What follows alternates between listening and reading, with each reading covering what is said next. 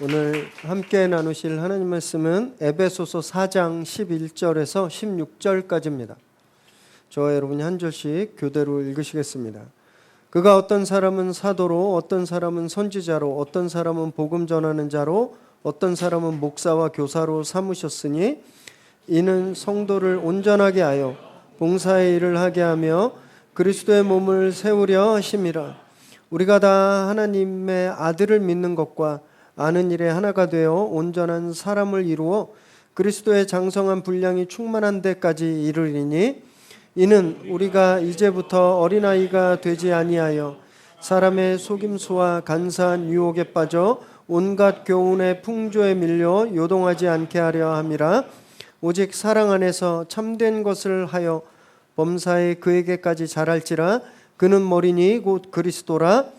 그에게 온 몸이 각 마디를 통하여 도움을 받음으로 연결되고 결합되어 각 지체 분량대로 역사하여 그 몸을 자라게 하며 사랑 안에서 스스로 세우느니라. 아멘. 오늘 저와 여러분에게 주시는 하나님의 말씀입니다. 유럽을 가보면요, 정말 멋진 성당 건물들이 참 많습니다. 그 중에 각 나라를 대표할 만한 3개 정도를 제가 사진으로 가져왔는데요. 먼저 파리 노트르담 대성당 사진을 한번 보여주세요. 너무 멋지지 않나요? 빅토르 위고라고 하는 정말 전설적인 소설가의 책 노트르담 꼽추의 배경이 된 곳입니다. 12세기에 건축됐어요. 그래서 고딕 양식의 대표작입니다. 굉장히 웅장한 외관과 또 그 안에 정교한 스테인 글라스가 아주 유명하죠. 그런데 다 아시다시피 2019년에 큰 화재가 났습니다. 그래서 5년간 이렇게 공사를 했는데 작년에 다시 일반에게 공개되었습니다. 다음 사진 한번 보여주세요. 이 사진도 아주 멋지죠. 밀라노 대성당입니다. 이탈리아를 대표하는 성당이에요. 1386년도에 건축을 시작했습니다. 얼마나 걸렸게요? 500년 걸렸습니다. 진짜 뭘로 만드는데 500년 걸린지 모르겠어요. 이 위례 한 2년밖에 안 걸렸거든요. 현대 건설이나 뭐 삼성 건설이 가면 한 5년 안에 지었을 것 같은데 500년 동안 걸렸어요. 무려 135개의 첨탑, 3,000개가 넘는 조각상, 그리고 거대한 스테인드 글라스가 아주 특징입니다. 여기서 나폴레옹 아시죠? 나폴레옹이 자기가 이탈리아를 먹고 이탈리아 황제가 되는데 그 이탈리아 황제 즉위식이 여기에서 쓰였습니다. 다음 사진 보여주세요. 이 정말 범상치 않지 않나요? 스페인에 있는 사그라다 파밀리아라고 하는 성당이에요. 안토니 가우디라는 분 아십니까? 세계적인 건설, 건축가의 그 끝, 지존이라고 불리는 가우디가 설계한 성전이에요. 이 사그라다 파밀리아는요, 거룩한 가족이라는 뜻입니다. 스페인 바르셀로나에 있는데 이 고딕 양식의 가우디가 가지고 있는 그런 독특한 자연주의적인 어떤 양식이 합쳐진 그런 성당이에요. 언제 시작했냐면 1882년도에 건설을 시작했습니다. 언제 끝날게요? 아직 안 끝났습니다. 계속 공사 중이에요.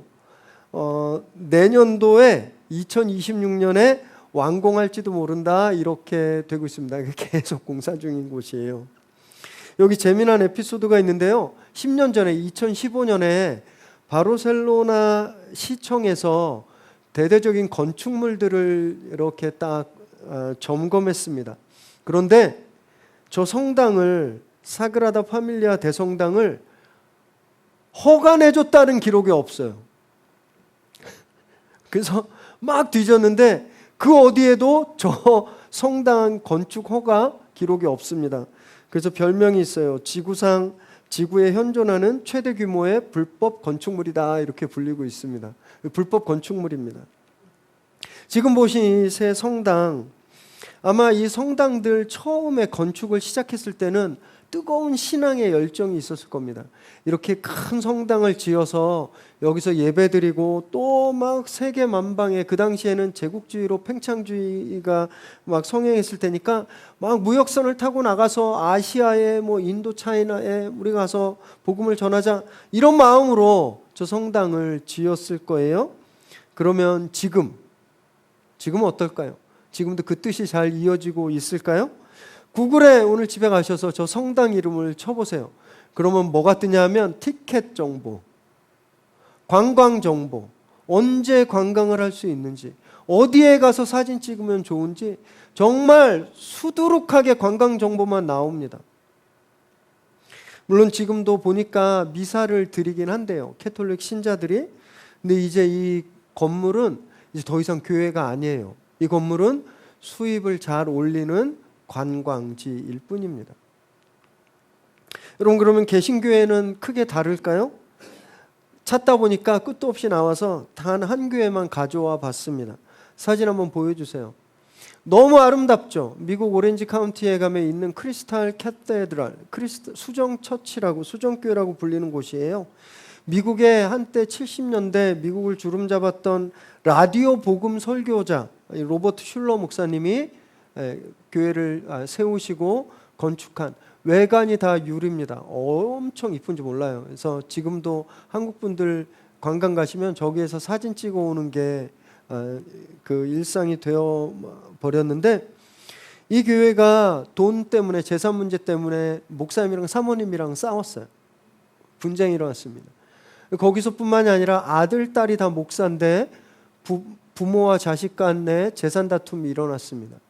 그래서 교회가 분쟁이 생겨서 아주 큰 곤란함이 있었어요. 서로 고소고발도 하고. 그래서 결국 지금으로부터 약 15년 전에 2010년에 미 법원에 파산 신청을 했습니다. 부도난 거예요. 더 이상 운영 못합니다.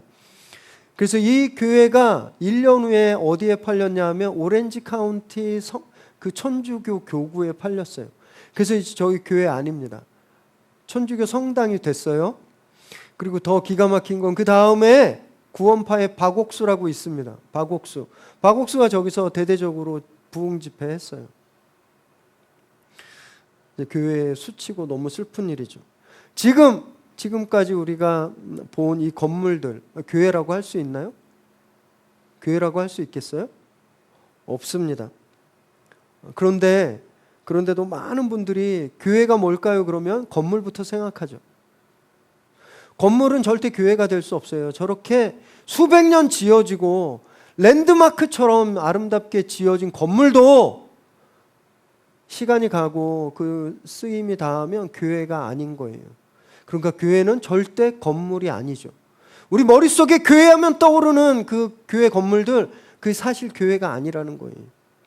그래서 오늘 본문에서 바울도요, 교회에 대해서 이야기하는데 건물 얘기는 하나도 안 합니다. 십자가가 있어야 되고, 좌석은 몇백 석이 있어야 되고, 시스템은 어때야 되고, 이런 얘기 바울이 하나도 안 해요. 오늘 바울이 에베소서 본문에서 교회에 대해서 이야기하는 건 단 하나입니다. 살아있는 몸. 오늘 저에게 이 말씀을 함께 나누실 텐데요, 저와 여러분도 교회에 대한 바른 이해, 바른 기준을 좀 세우는 그런 시간 되시기 바랍니다. 11절 12절 읽습니다. 시작. 그가 어떤 사람은 사도로, 어떤 사람은 선지자로, 어떤 사람은 복음 전하는 자로, 어떤 사람은 목사와 교사로 삼으셨으니 이는 성도를 온전하게 하여 봉사의 일을 하게 하며 그리스도의 몸을 세우려 하심이라.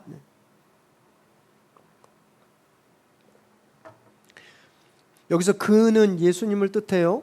바울은 예수님께서 교회에 다양한 은사를 가진 사람들을 주셨다 이렇게 말합니다. 구체적으로 사도, 선지자, 전도자, 목사, 교사들이에요. 나는 목사가 아니니까 난 아닌가 보다. 나는 교회에 온 지 몇 주 안 됐으니까 난 아닌가 보다. 나는 교사도 아니니까 아닌가 보다. 이렇게 생각하시면 안 됩니다.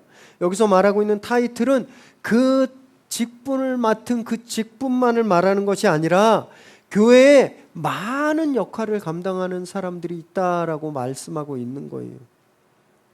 그래서 각기 다른 역할을 감당하고 있는 모든 성도들, 하나님 교회에 각각 다른 일을 하도록 각각 다른 임무를 주신, 그 은사를 주신 사람들을 교회에 보내주셨다, 이렇게 말씀하고 있는 거죠.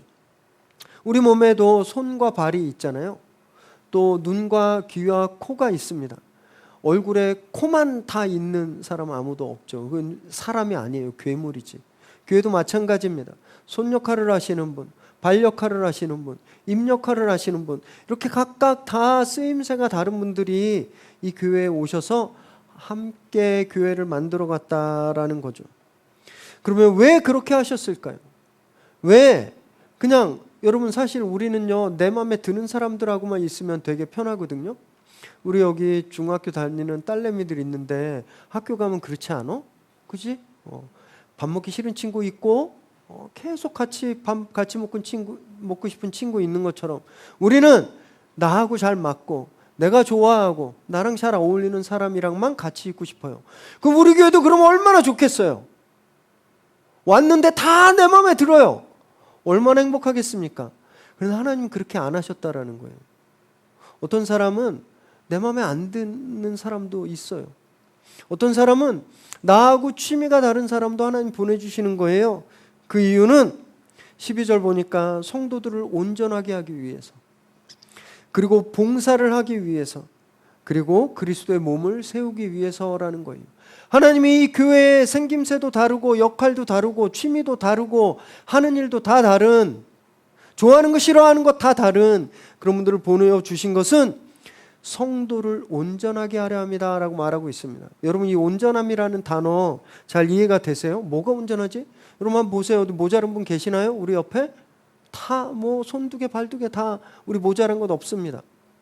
지극히 정상적으로 부족함 없이 살아가요. 온전함이 뭘까요? 여기 온전하게 하다라는 뜻은요, 그물을 수선하다라는 뜻을 갖고 있습니다. 그물을 던져서 고기를 잡다 보면 고기 비늘에 또는 못에 어디 모서리에 걸려서 그물이 트어지잖아요. 그럼 그 트어진 그물을 수선해야 돼요. 왜? 그래야 그물이 온전해지죠. 그래야 다시 고기를 낚을 수 있는 겁니다. 또 여기에는 부러진 뼈를 맞추다라는 뜻이 있어요.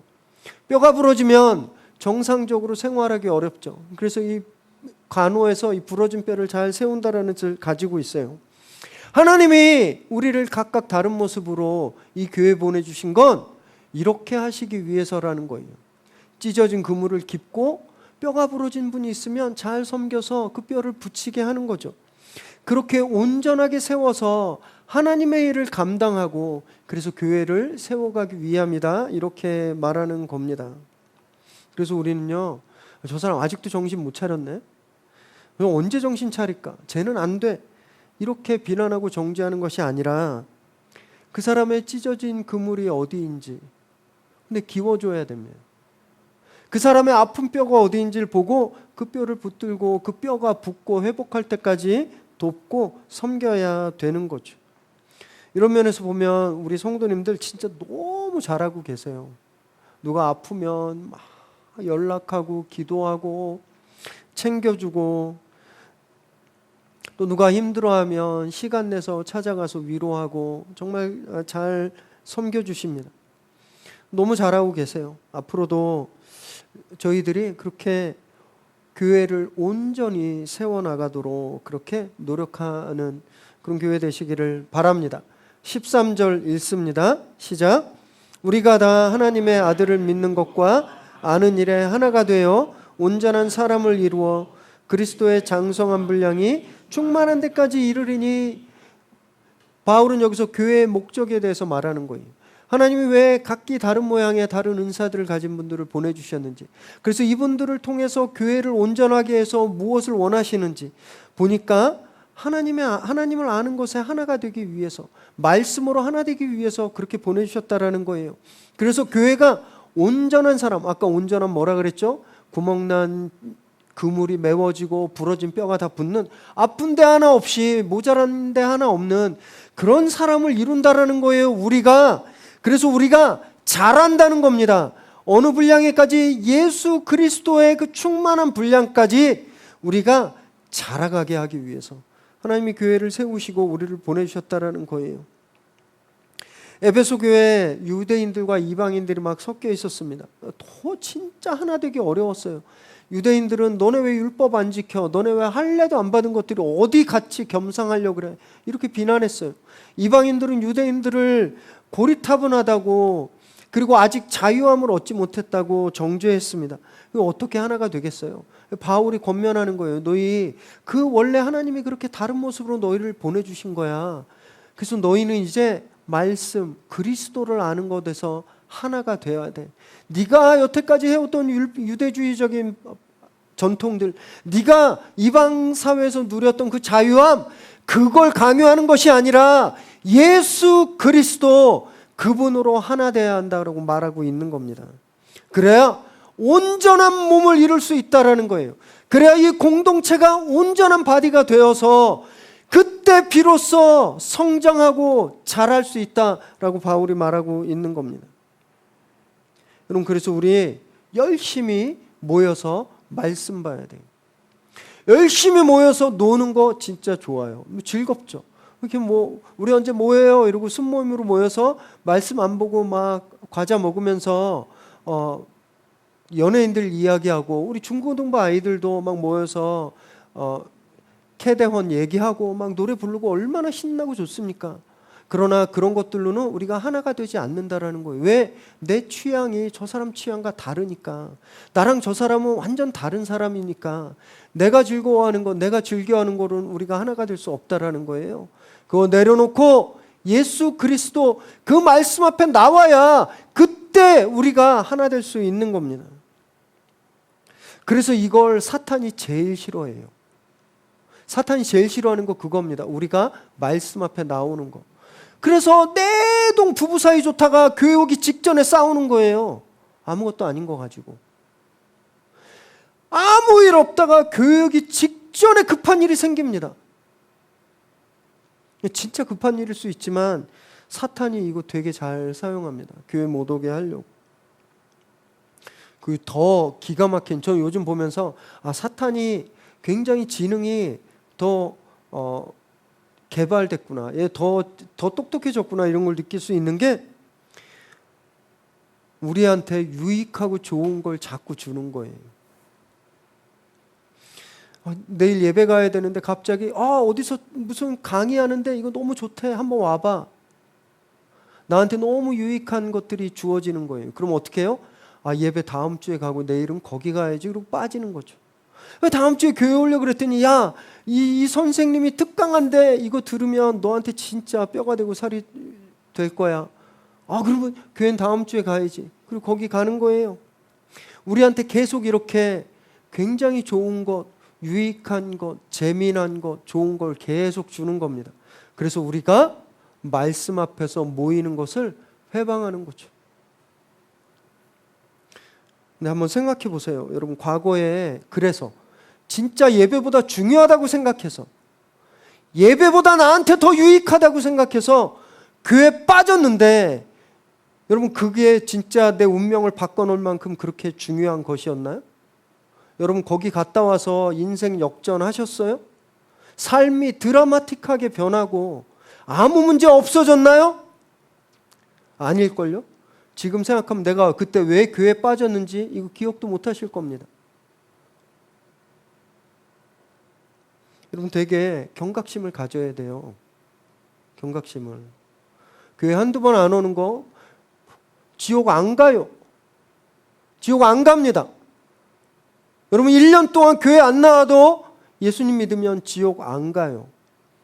그런데요, 사탄에 휘둘리는 겁니다.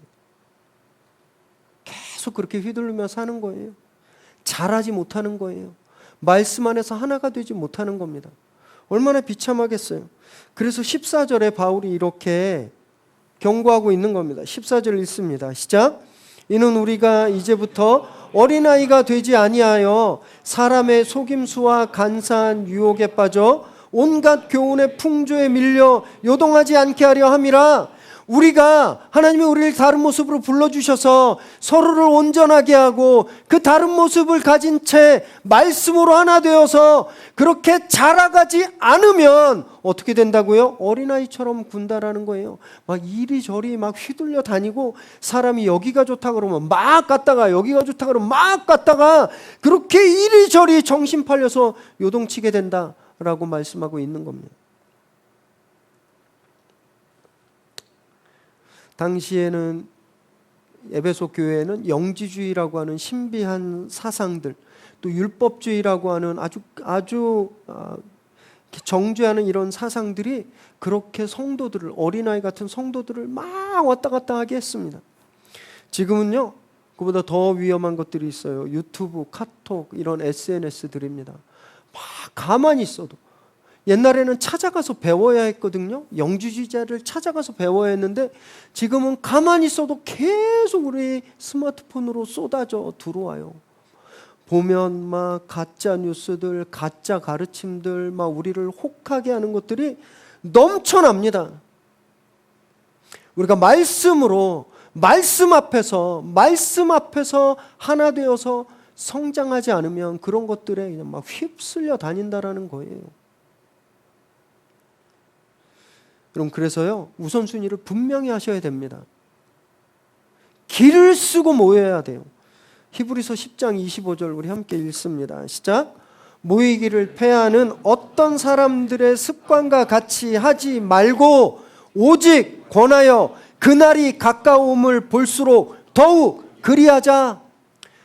어떤 사람들은 교회 안 오는 게, 예배 안 오는 게 습관이 됐어요. 안 나가도 괜찮아. 즐거운 건 너무 많아. 그 사람들의 습관을 담지 말라는 겁니다. 마지막 때가 올수록, 예수님이 가까울수록 어떻게 해야 돼요? 서로 권면해요. 그러면 안 돼. 교회 나와야 돼. 예배 드려야 돼. 권면해야 돼요. 열심히. 그래서 함께 모여야 됩니다. 그러지 않으면 세상에 이리저리 휩쓸려 다니게 되는 거죠. 아유, 뭐 이번 주도 안 나왔네. 뭐 바쁜 일 있나 보지. 전화 한번 해야지. 그리고 까먹잖아요. 일주일 지나면. 그 다음 주에 왔는데 또 안 나왔어. 아유, 근데 지난주 전화했었어야 되는데. 뭐 바쁜 일이 있나? 내 이번 주에 해야지. 그리고 또 전화 안 하고. 그럼 그러지 말고요. 권하라는 겁니다. 하루에도 막 수십 번씩 예배 끝나자마자 전화하고 교회 나와야 돼. 우리 말씀 안에서 하나 돼야 돼. 마지막 날이 가까울수록 더 그렇게 열심히 해야 된다라는 거죠.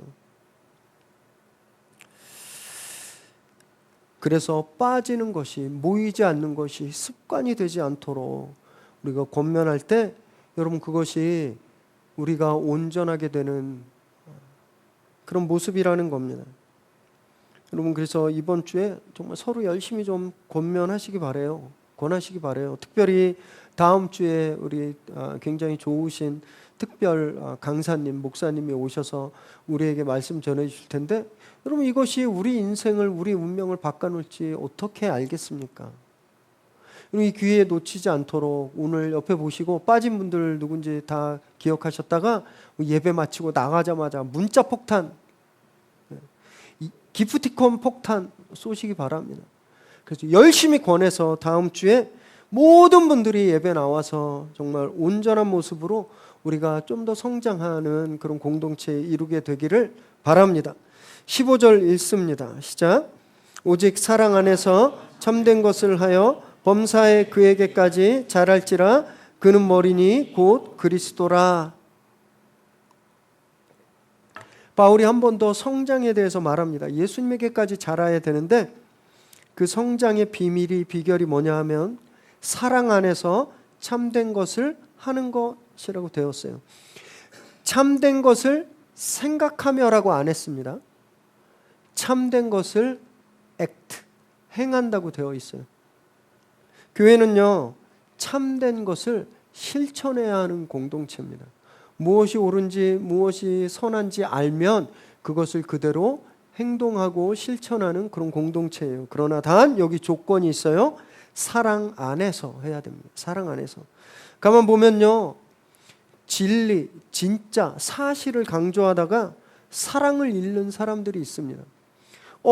저 사람이 잘못했어요. 눈에 보이니까 바로 지적하는 거예요. 이거 잘못했어. 왜 당신 이렇게 했어? 그러면 10중 8구 관계 다 깨집니다. 사람은 다 자기가 잘못한 거 알아요. 그럼에도 불구하고 누가 나한테 잘못했다 그러면 기분이 되게 기뻐지나요? 기분 되게 안 좋습니다. 속으로 어떤 생각해요? 지는 아이들 혼내, 너네 그러지 않아? 엄마 아빠가 너 왜 숙제 안 해? 그러면 막 기뻐? 너네 왜 이렇게 늦잠 자? 막 이러면 기뻐? 안 그러지? 속에 엄마도 그러면서 사람 다 그래요. 누가 지적하는 거, 지적당하는 거 굉장히 싫습니다. 그래서 지적하면 관계가 깨집니다. 그럼 반대로 사랑해야 되니까 아무 말도 안 하는 거, 이건 괜찮나요? 그러면요 점점 못돼져 가는 거죠. 엄마 아빠가 그래서 잔소리 하시는 거야. 사랑해서. 너희 그걸 알아야 돼. 그래서 아이들이 계속 그 말씀에 순종해서 아이들이 점점 성숙해져 가는 거죠. 모른 체 하면 그냥 계속 영영 잘못돼 갈 뿐입니다. 진리만 있고 사랑이 없으면 상처를 주고요. 사랑만 있고 진리가 없으면 방향을 잃어버리죠. 굉장히 어렵습니다. 그럼 도대체 어떻게 하라고요, 목사님? 말도 하지 말고 가만히 있지도 말고 그러면 어떻게 해야 되나요? 답이 여기 있어요. 예수님입니다. 여기 보면 예수님을 머리라고 말씀하잖아요. 머리가 시키는 대로 하면 되는 거예요. 여러분, 우리 머리이신 예수님이 어떤 분이셨나요? 무엇을 하셨나요? 우리를 위해서, 우리를 너무 사랑하셔서 당신의 목숨을 주셨죠. 주님은 우리 죽음보다 더 우리를 사랑하셨어요. 우리 머리가 그렇게 시키는 대로 하면 된다라는 거예요. 그래서 죽을 만큼 사랑하지 않으면 지적하지 말아야 됩니다. 내가 제일 잘 알아요. 내 저 사람한테 막 지금 한마디 딱 하고 싶은데 여기 사랑이 있는지 아니면 화딱지가 있는지 내가 제일 잘 알잖아요. 여기에 불편함, 감정, 화가 있으면 지적하면 안 돼요. 그건 그냥 더 나빠질 뿐이에요. 그러면 입 다물고 계속 있으란 말인가요? 절대 아니죠. 여러분, 내가 저 사람을, 어떤 사람을 진짜 죽을 만큼 사랑하면 그 사람이 잘못된 것을 그냥 놔둘 수가 없어요. 여러분, 아기가 한두 살 돼서 막 엉금엉금 기어다닐 때, 의자에 기어 올라가고 식탁에 기어 올라갈 때 가만 놔두는 부모 있어요? 어떻게 해요? 뛰어 달려가죠. 사랑하는 내 아들이, 딸이 떨어져서 머리 깨질까 봐 몸을 던져서 못하게 막잖아요. 여러분, 죽을 만큼 사랑하면 잘못돼 가는 저 사람을 가만 놔둘 수가 없습니다. 그냥 그 사랑으로 불같이 달려가서 그 사람 그거 못하게 하는 거예요. 그러면 그 사람도 알아요. 이 사람, 이분이 나를 진짜 사랑하는구나. 우리 애들도 엄마 아빠한테 그렇게 혼나지만 무슨 일 생기면 엄마부터 찾아요. 왜? 엄마 아빠가 날 사랑하는 줄 알기 때문에 그렇습니다. 이거예요. 우리 안에 불같은 사랑, 우리 안에 진짜 죽음을 각오한 사랑, 이게 있으면 아무 문제 없는 겁니다. 교회가 그런 공동체예요. 서로를 위해 죽어줄 수 있는 이런 사랑, 이 사랑이 있는 공동체라는 거죠. 교회는 그 사랑으로 참된 것을 행하는 공동체입니다. 사랑이 없인 참된 것을 행할 수가 없어요. 사랑이 빠진 행동은 절대 참될 수 없습니다. 이것을 꼭 기억하시고 저와 여러분의 모든 행동에 예수 그리스도의 그 불같은 사랑이 늘 담겨지게 되기를 주님의 이름으로 축원합니다. 16절 읽습니다. 시작.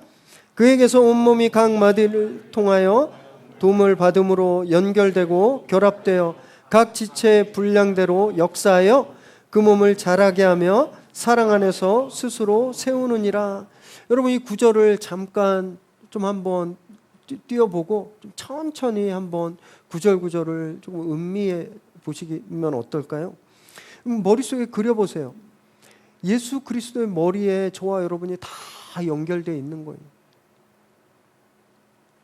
그래서 주님으로부터 우리가 모든 것을 공급받습니다. 다 한 사람도 빠짐없이 다 우리 안에 막 예수로 막 연결된 끈들이 여기 있는 거예요. 마치 관절이 뼈를 연결시킨 것처럼 오늘 처음 나온 우리 얘네들 밴드팀 이름이 하이파이브 맞지? 우리 하이파이브 아이들도 우리와 막 연결되어 있는 겁니다. 내가 느끼는 것을 우리 같이 느껴요. 내가 느끼는 기쁨을 같이 느끼고 내가 느끼는 아픔을 우리가 서로 같이 느끼는. 더 놀라운 것은 우리가 각자 자기의 받은 은사대로 하나님이 우리에게 주신 재주대로 우리가 일하는 거예요. 우리 다 연결되어 있는데 김 목사는 하나님 주신 은사대로 여기 서서 말씀을 전하고요. 여기 있는 우리 지체들은 하나님이 주신 은사로 악기를 연주하는 겁니다. 저 뒤에 있는 우리 청년들은 하나님이 주신 은사로 기계를 만지고, 이게 다 떨어져 있는 것이 아니라 예수님 한 분으로 다 이어져서 우리가 이 일들을 감당하고 있는 거죠. 이렇게 우리가 이 일들을 감당하면요, 우리 몸이 자라는 겁니다. 나무에서 잘라서 버려진 가지는 절대 꽃이 필 수 없어요. 그냥 말라 비틀어지고 사라질 뿐이죠. 그러나 그 나무에 붙어있는 가지들은요, 아무리 연약한 가지라도 튼튼해지고 꽃을 피우고 열매를 맺습니다. 여러분, 우리가 그렇게 다 예수 그리스도 안에 하나라는 거예요. 그래서 우리가 주님으로부터 오는 양분을 먹고 우리가 그렇게 연결됨으로써 서로의 영양분이 우리를 통해서 곳곳이 흘러서 우리가 자란다고 하는 거죠. 그래서 교회는 살아있는 몸이에요. 살아있어요. 살아있으니까 어떻게 해요? 자라는 거죠. 저희 교회는 그래서 굉장히 좋은 교회예요. 정말 제가 자신할 수 있습니다. 직을 걸고 자신할 수 있어요. 우리 교회 정말 좋은 교회입니다. 성도님들이 얼마나 친밀하고 서로를 사랑하는지 몰라요. 진짜 많이 기다려주고 참아주고 섬겨줍니다. 그리고 이렇게 이분 굉장히 성숙해지셨네, 막 이게 눈으로 막 보여요. 다만 아쉬운 점이 조금 있습니다. 그건 몸 사이즈가 그대로인 거. 이게 좀 아쉬워요. 여러분, 아이가 3살, 4살 됐는데 애가 천재예요. 우리 교회 천재 여러 명 있습니다. 우리 뉴젠 아이들 다 천재예요. 볼 때마다 얘네들은 다 천재다, 막 산이건이 선생님보다 훨씬 똑똑하다, 막 이런 거 느낄 때가 많은데 그 뭐 7, 8살 정서적으로도 굉장히 성숙하고 지적으로도 굉장히 뛰어나고 감성도 풍부한 그런 천재 아이인데 5년 후에도 똑같은 몸을 가지고 있어요. 키도 안 자라고 몸무게도 안 자라고 그냥 그 사이즈 그대로 간다고 한다면 여러분, 그것도 축복일까요? 그러지 않습니다. 우린요, 우리 영성이 성장하는 것만큼 우리의 바디 사이즈도 성장해야 돼요. 그래서 이걸 좀 고민해야 됩니다. 지금도 너무 좋고 행복해요. 다른 대형교회에서는 절대 죽었다 깨나도 경험할 수 없는 그 친밀함, 우리가 진짜 연결되어 있고 가족이라고 하는 것을 우리 늘 경험하죠. 굉장히 축복입니다. 그런데요, 이 축복을 조금 더 많은 지체들과 함께 나누면 얼마나 더 풍성해지겠습니까? 제가 이번 주에 휴가 때 이 문제를 정말 깊이 묵상하고 좀 기도하려고 합니다. 책도 좀 보고 또 하나님께 묻고, 그래서 하나님, 우리 교회 진짜 좋은 교회인데 왜 아직 키와 몸무게는 그대로일까요? 우리 키를 자라지 못하게 하고 우리 몸무게를 자라지 못하게 하는 그 무언가 있나요?